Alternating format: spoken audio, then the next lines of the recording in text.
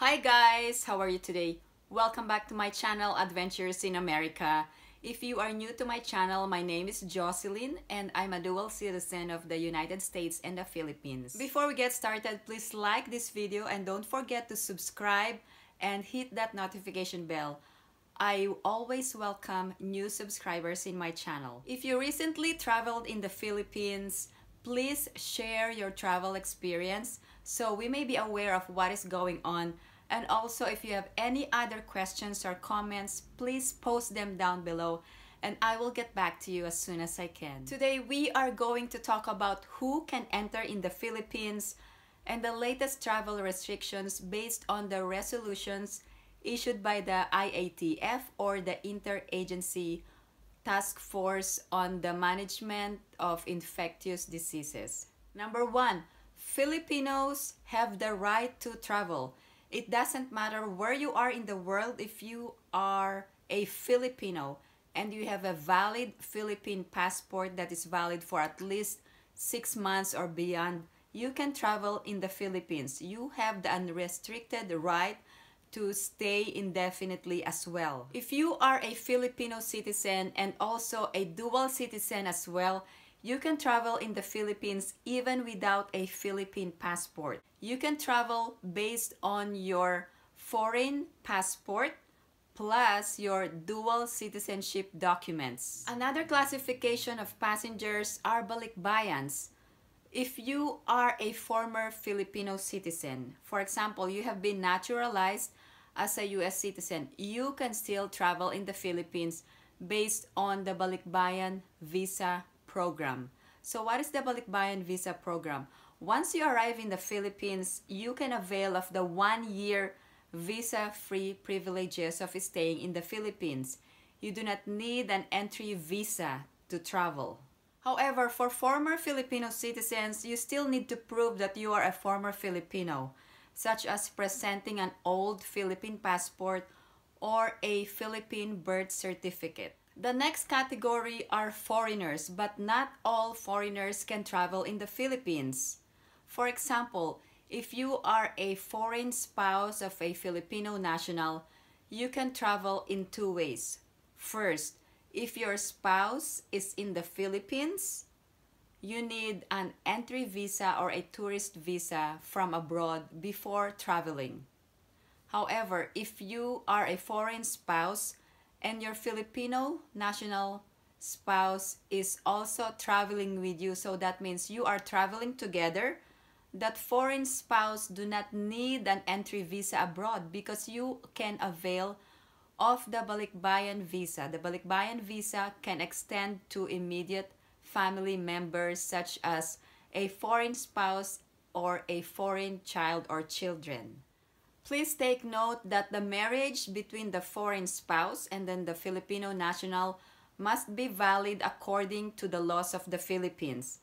And also, the marriage must be registered abroad or must be reported abroad through a form that needs to be filled out. It's called report of marriage. You must report the marriage between the foreign spouse and the Filipino spouse abroad if both of you are living abroad.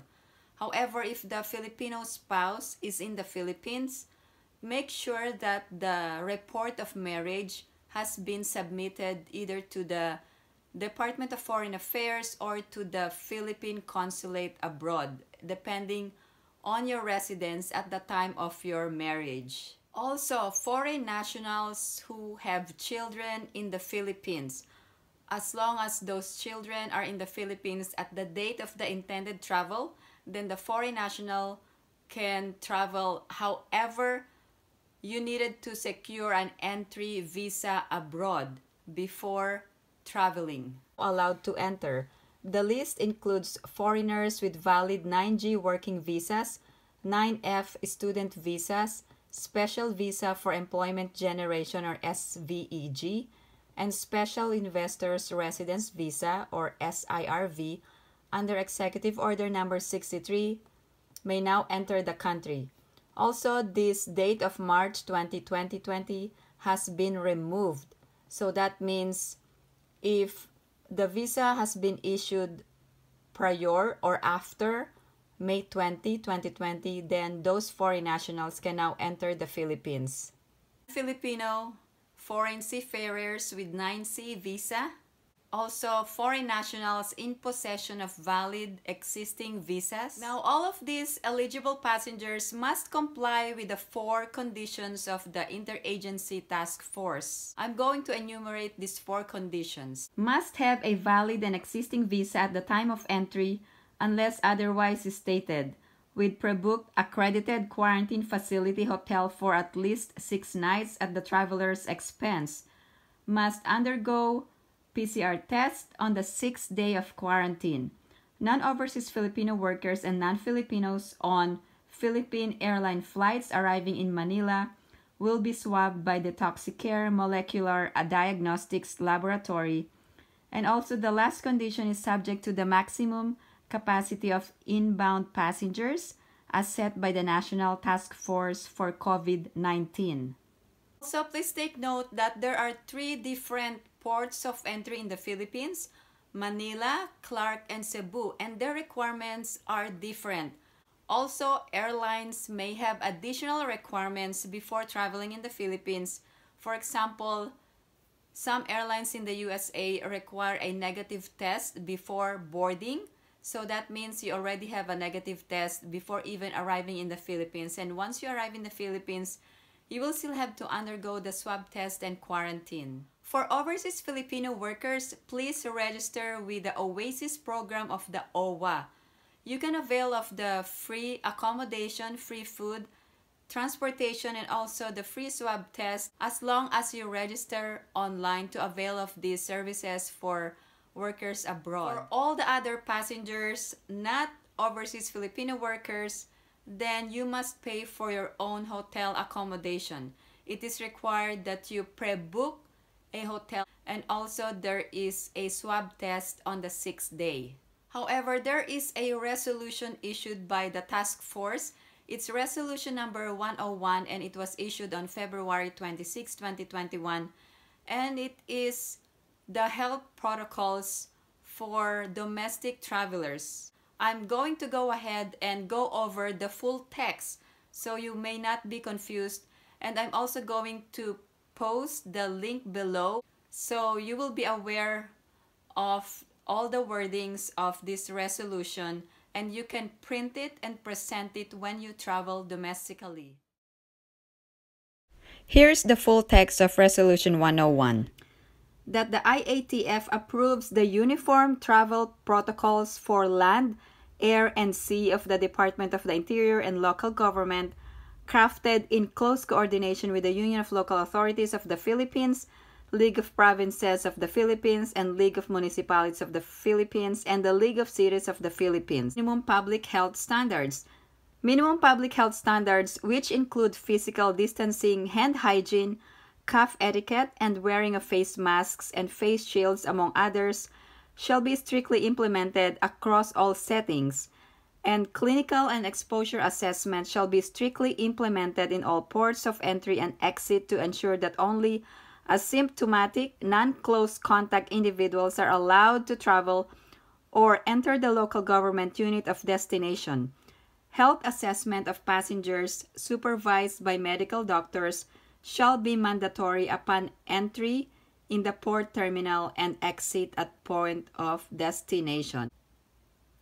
Let's go on testing and quarantine.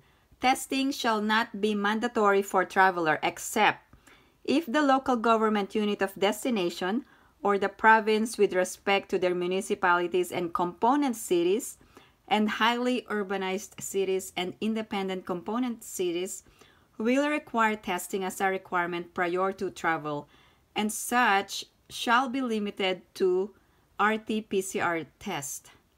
And no traveler shall be required to undergo quarantine rules unless they exhibit symptoms upon arrival at the LGU of destination. And on documentary requirements, travel authority issued by Joint Task Force, COVID Shield, and health certificates shall no longer be required.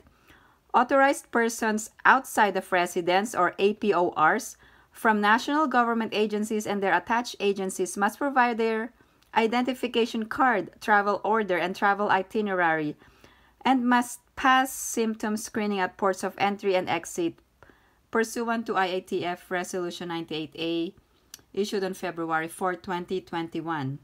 Communication Technology Solutions. The Safe, Swift, and Smart Passage or SPAS travel management of the Department of Science and Technology shall be institutionalized as the one-stop shop application communication for travelers.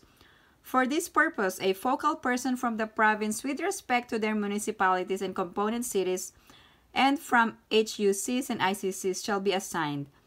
And the StaySafe.ph system shall be utilized as the primary contact tracing system.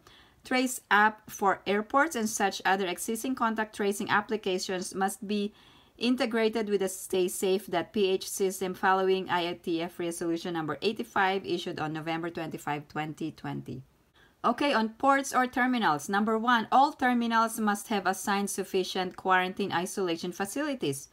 Number 2, all ports and terminals shall put in place a referral system wherein travelers who become asymptomatic shall be transferred to quarantine isolation facilities to enable the Bureau of Quarantine for airport or local health officials in case of LGUs to take over. For the National Capital Region, all buses bound for provinces shall be required to use the Integrated Terminal Exchange as the central hub for transportation. No bus company or public transport shall be allowed use of their private terminals. And at their option, LGUs may provide transportation for all travelers who are transiting from one LGU to another in cases of arrivals at air and seaports to their endpoint destinations. I'm going to post all the links and resources below in my description so you will have a good reference once you travel. One of the apps is the Trace app, which is a mobile application that was implemented effective November 28, 2020. The Trace app will be used by all Philippine ports and terminals to automate contact tracing. Another app is the SPAS, which was developed by the Department of Science and Technology in the Philippines, and it is a travel management system for a hassle-free journey for domestic travelers during the pandemic. Another app that will be used is the StaySafe.ph, and I'm going to send the link below in my description regarding that app or website. Thank you guys for watching, and if you have any other questions or comments, please post them down below and I will get back to you as soon as I can.